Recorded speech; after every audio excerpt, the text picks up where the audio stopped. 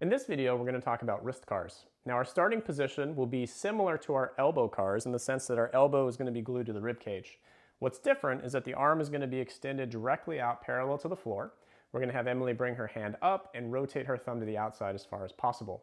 From this position, I'm going to have Emily take a nice deep breath and irradiate. She's going to have tension in her lower abdomen, work that tension down her lower body, clenching her feet into the floor, work it up her torso and out into her arms.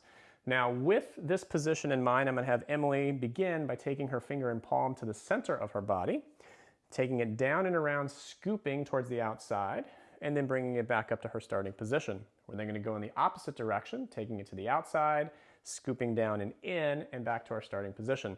Now, this is going to be a challenging CARS position for a lot of people, ultimately because trauma tends to happen in our thumbs. Now, if that's happened, what you'll notice is that as you begin to actually go into your CARS position, the wrist will rotate over. And what we want to do is maintain the wrist perfectly level and vertical towards the ceiling. If you find that your wrist tends to rotate, don't worry. It just means that you have some work to do and that your wrist has ultimately become part of your elbow.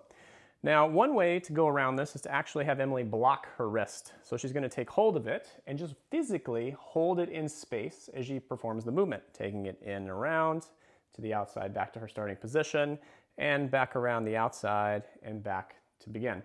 Now, once you get comfortable with that and you start to disassociate your wrist from your elbow, then you can have a little challenge come in where you put a playing card on your wrist and just watch what happens to the playing card as you move the wrist. You'll know immediately if there are areas in your wrist articulation that you need to work a little bit more on.